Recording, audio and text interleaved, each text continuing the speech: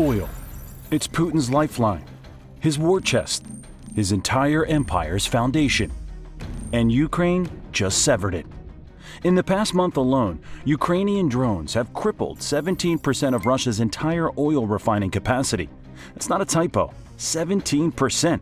We're talking about the systematic destruction of facilities that process millions of barrels of oil every single day. Putin's crown jewel refineries are going up in flames. The Ryazan facility, one of Russia's largest, has been hit multiple times this year. The massive Kostovo refinery, processing 17 million tons annually, is now a smoldering ruin. Even Moscow's main refinery, supplying half the capital's fuel, lies in Ukrainian crosshairs. But that's just the beginning of Putin's nightmare. January 8, 2025, Ukrainian drones obliterate the Krystal oil depot in Engels. 800,000 tons of jet fuel vanished overnight. The depot supplies the Engels 2 airbase, home to Russia's strategic bomber fleet. One strike, two strategic wins. January 29th, the Kostovo oil refinery erupts in flames. This facility processes 17 million tons annually, 5.8% of Russia's total refining output. January 30th, drones strike the Novozhivkov pumping station, killing the Druzhba pipeline. Ust-Luga port, handling 20% of Russia's seaborne exports, goes silent. February escalates the pattern. Syzran refinery, 8.9 million tons capacity burns. Ryazan takes its third reported hit, forcing weeks-long shutdowns of Moscow region fuel supplies. Each target reveals Ukrainian intelligence penetration that rivals major military powers. The Afipsky refinery in Krasnodar serves as a strategic logistics hub for diesel fuel and aviation kerosene used specifically by Russian troops. Located just 200 kilometers from the front line, it's a critical supply point for Putin's southern military operations. The Astragan gas processing plant represents another brilliantly chosen target. This facility doesn't just process natural gas, it's Russia's main supplier of sulfur for explosives. By hitting this plant, Ukraine struck directly at Russia's ammunition production capabilities. The Volgograd refinery, processing about 6% of Russia's oil, has been struck twice in 3 days. Each attack forces complete facility shutdowns while repair crews assess damage that often takes months to fix. Combined damage tells the story. Facilities processing 53 million tons of oil annually, roughly the same as Kazakhstan's total yearly output, now offline or severely damaged. This is war economy destruction on an industrial scale, executed with surgical precision that's rewriting military doctrine in real time. But blowing up refineries is only half the story. The real damage comes when you follow the money and watch Putin's war chest start to run dry.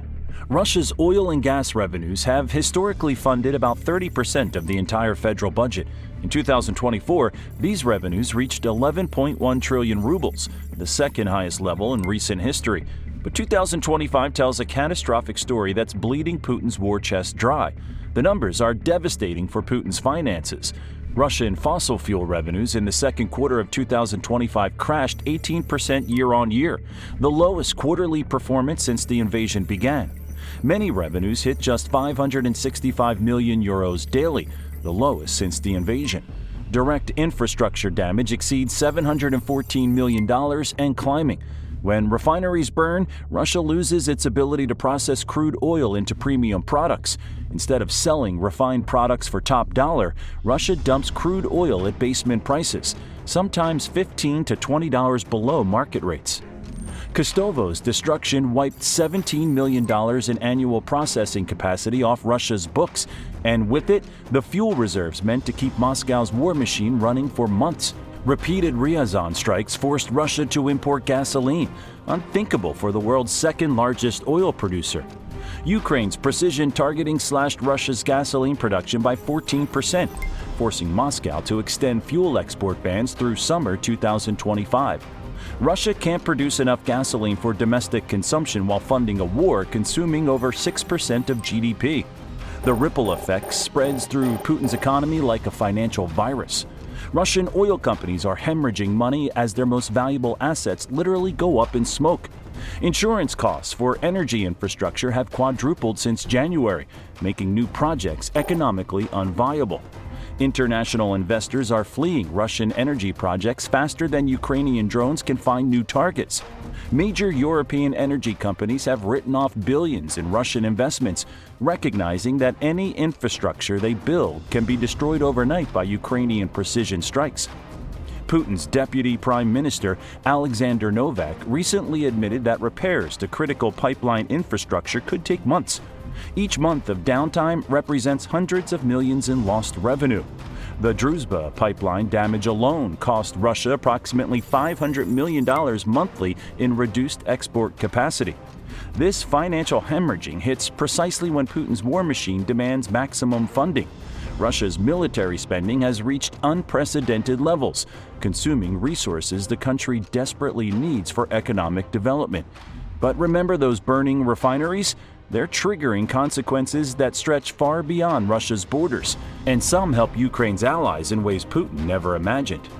Ukraine's infrastructure war is reshaping international energy markets and diplomatic relationships faster than analysts can track the implications. The immediate market impact defied predictions. Instead of spiking oil prices, Ukrainian strikes stabilized global costs by forcing Russia to export crude rather than compete with refined products. European refineries now process Russian crude themselves, capturing value previously held by Russian companies. Kazakhstan erupts over damaged Druzhba infrastructure, cutting exports by 30 to 40%, the first major crack in Putin's Central Asian influence. China and India exploit Russian desperation, demanding $15 to $20 discounts below market prices.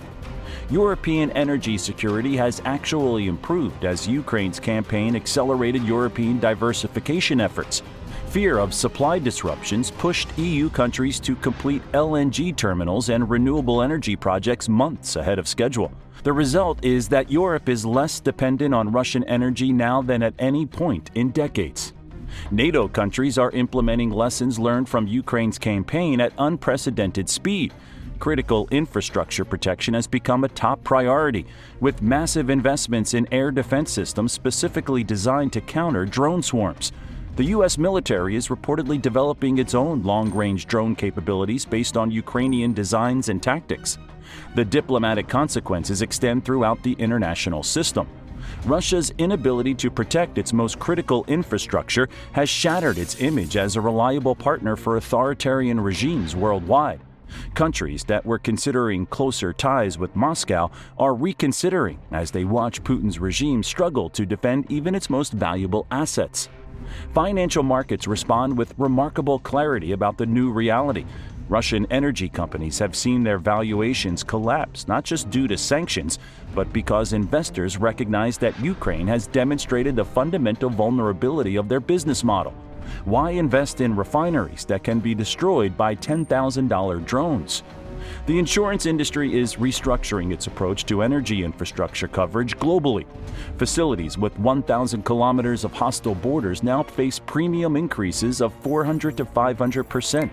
This makes new energy projects economically unviable across much of the former Soviet space. Environmental groups, initially concerned about oil spills from damaged facilities, now support Ukraine's campaign as they recognize its potential to accelerate the global transition away from fossil fuels. The destruction of Russian refining capacity is forcing faster adoption of renewable alternatives across Europe and Asia. Yet for all these global ripple effects, the most telling indicator of Ukrainian success might be watching Putin's regime panic in real time. Putin's regime is in full panic mode, and their increasingly desperate responses prove just how devastating Ukraine's oil campaign has become. Russia's air defense network is collapsing under the strain. The defense ministry claims to be shooting down hundreds of Ukrainian drones, but the burning refineries tell a different story. On February 24th alone, Russia claimed to have intercepted 22 Ukrainian drones, yet the Ryazan refinery was still burning by morning. The statistics reveal Russia's desperation. In 2025, Russia has been forced to shut down airports 455 times due to Ukrainian drone activity, 75% of all closures since the war began. Each closure cost Russian airlines millions and reminds ordinary Russians that Putin's war is coming home to roost. The financial panic reveals deeper systemic problems. Putin has been forced to implement what amounts to wartime economic controls. The government extended fuel export bans that were supposed to be temporary emergency measures. Director of the Oil and Gas Complex Department at Russia's Ministry of Energy, Anton Rubstov, admitted publicly that current tax levels on oil companies are unsustainable and threatening future investment. Think about that for a moment. Russia, supposedly the world's energy superpower, is admitting its oil industry is on the verge of collapse due to overtaxation. They're literally taxing their most important industry to death to fund Putin's war. The desperation extends to Russia's international relationships. Moscow has been forced to beg OPEC partners for production cuts to keep oil prices artificially high. They've had to rely increasingly on China and India as buyers of last resort, accepting deep discounts that further erode revenues. Russian oil companies are responding with their own signs of panic. Repair schedules that normally take weeks are stretching into months. Some companies are simply choosing not to rebuild damaged facilities, fearing immediate restrikes. The psychological impact is clear. Russian energy executives no longer believe they can protect their infrastructure. Putin's propaganda machine reveals another layer of panic. Russian media has largely stopped reporting on energy facility attacks, switching to the usual drone debris excuses that fool no one. When the Penza regional governor claimed there was no destruction while fires raged behind him, it showed how disconnected Russian officials have become from reality. Moscow has been forced to deploy military assets to protect civilian energy infrastructure, a clear sign that traditional air defenses have failed. Russian naval vessels now patrol offshore oil platforms. Fighter jets escort fuel convoys. Military engineers work around the clock to repair civilian refineries. All of this represents a massive drain on Russia's military resources at a time when Putin desperately needs every asset for his failing Ukraine offensive. Every submarine protecting an oil tanker is a submarine not hunting Ukrainian vessels. Every fighter jet escorting fuel convoys is an aircraft not supporting ground operations. Nuclear threats coincide directly with major refinery strikes. When the Kostovo facility burned, Moscow immediately escalated military rhetoric. When Moscow's main refinery was threatened, Putin ordered naval exercises near NATO borders. These aren't the actions of a confident superpower.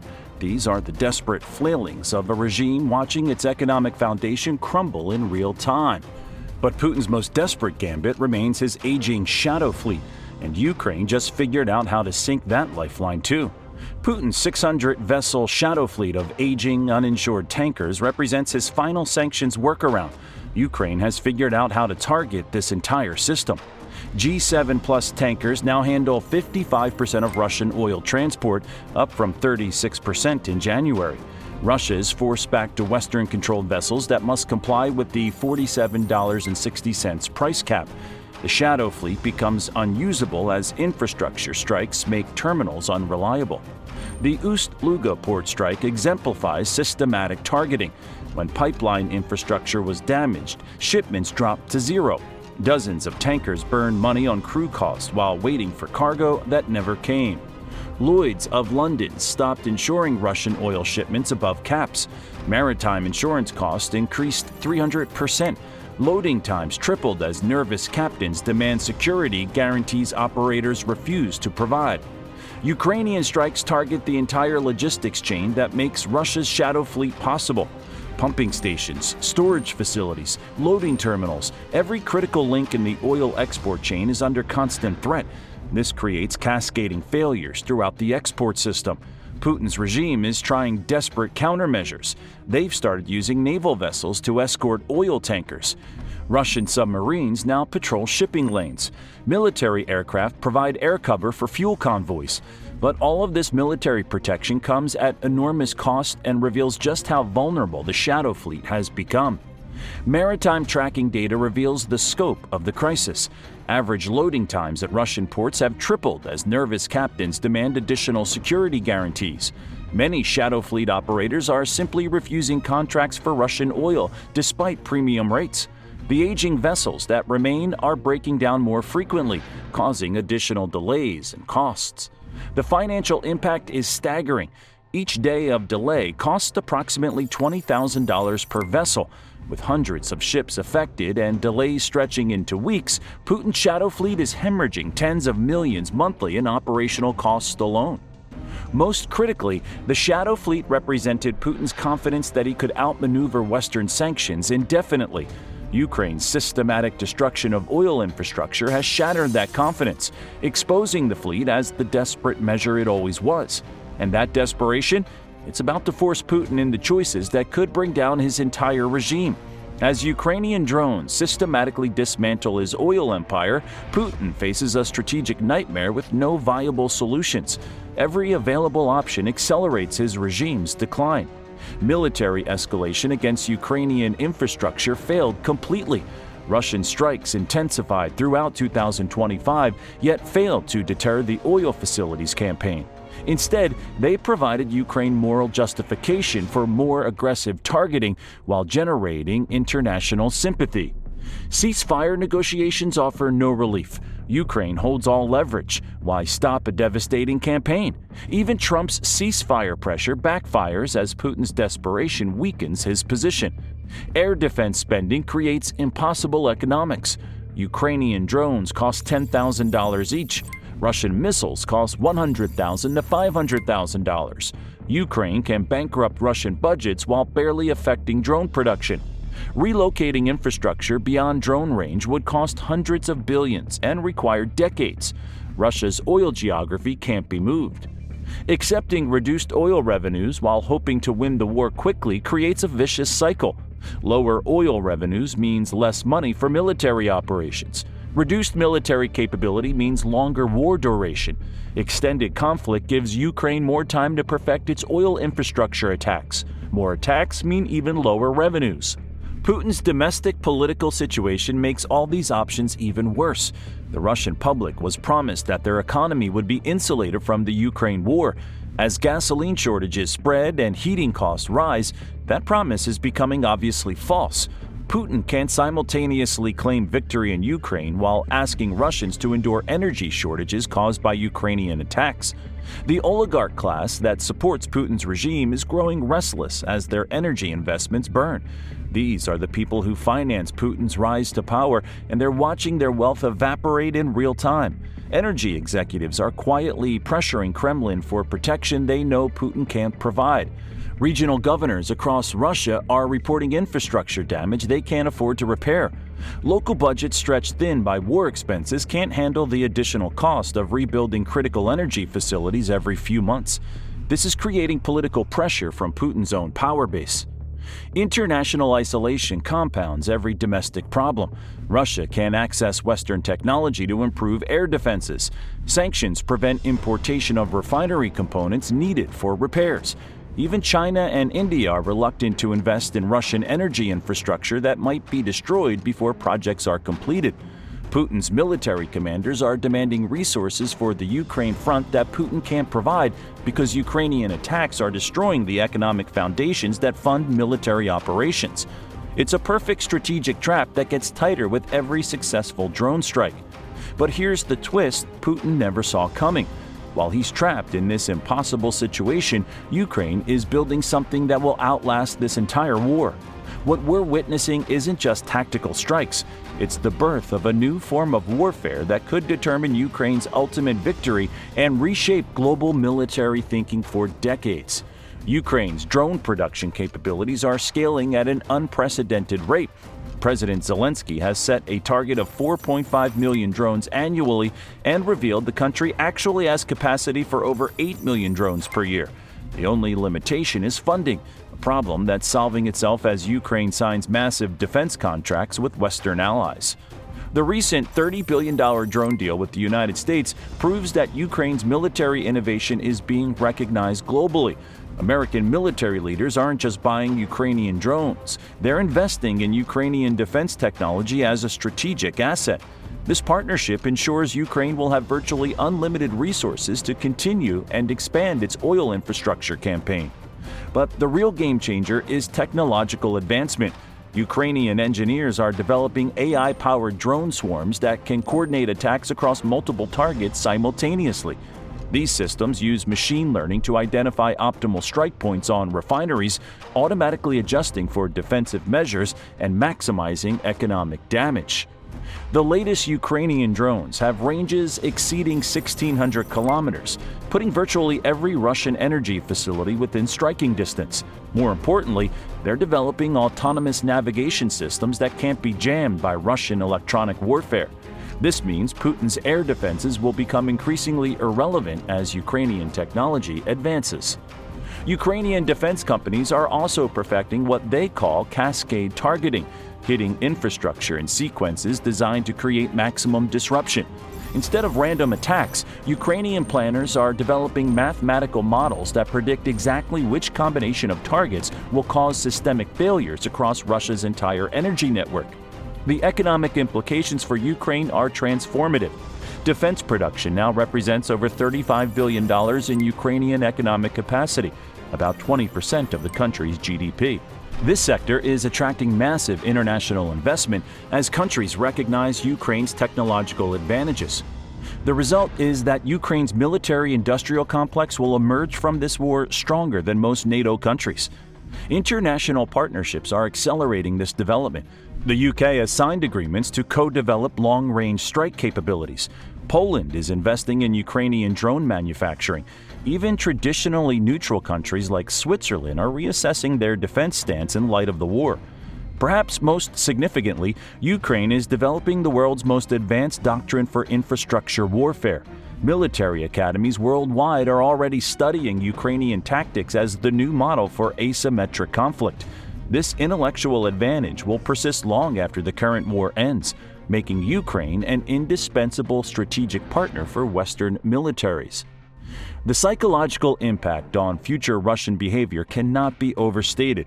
Even if Putin's regime survives this war, every future Russian leader will know that their country's most critical infrastructure is vulnerable to Ukrainian retaliation. This knowledge will fundamentally constrain Russian aggression for generations. NATO integration is accelerating precisely because Ukraine has proven its strategic value. Countries that were skeptical about Ukrainian membership now view Ukraine's defense capabilities as essential for European security. The oil infrastructure campaign has demonstrated that Ukraine can contribute unique capabilities that enhance alliance deterrence. The financial sustainability is remarkable. Ukrainian drone strikes generate economic returns far exceeding their cost. Every $1 billion of damage to Russian oil infrastructure reduces Putin's war funding while creating market opportunities for Ukrainian allies. It's the world's first profitable military campaign. Looking ahead, Ukrainian defense planners are already developing next-generation capabilities. Hypersonic drones, underwater attack systems, and space-based targeting platforms are all in development. The goal isn't just to win this war, it's to create such overwhelming technological superiority that future Russian aggression becomes impossible. And that's the final twist, because Ukraine isn't just trying to win this war, they're rewriting the rulebook for every war that comes after. So what does this all mean for the future of this war?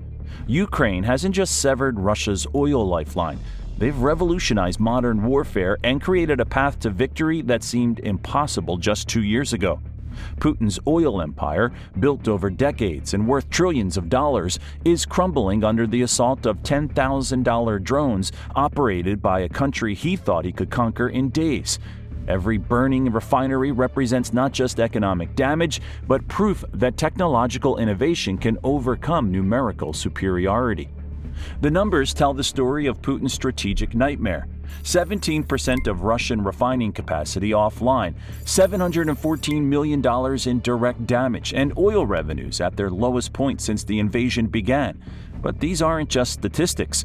They represent the systematic dismantling of the economic foundation that makes Putin's war possible. What makes this campaign even more devastating is its sustainability. Ukraine's drone production is scaling faster than Russia's ability to defend against it. International partnerships are providing unlimited funding for continued strikes. Each successful attack creates the resources needed for the next wave of operations. Putin faces a choice between impossible options: escalate and face even more devastating retaliation, negotiate from a position of weakness, or watch his economy slowly bleed to death as Ukrainian drones pick apart his oil infrastructure piece by piece. The global implications extend far beyond this conflict. Ukraine has proven that in the modern era, smaller nations with technological superiority can defeat larger powers relying on conventional advantages. This lesson won't be lost on other countries facing aggressive neighbors. But perhaps most importantly, Ukraine's oil campaign offers something that seemed impossible for the past 3 years: a clear path to victory that doesn't require defeating Russia's entire military, just destroying the economic engine that makes Putin's war machine possible. The question isn't whether Ukraine can maintain this pressure. The question is how long Putin's regime can survive the systematic destruction of its most valuable assets. What do you think? Will Ukraine's oil war strategy force Putin to negotiate? Or will it push him toward even more desperate measures? Let us know in the comments below, and don't forget to subscribe to Fall of Nations for more analysis of how Ukraine is reshaping the future of warfare.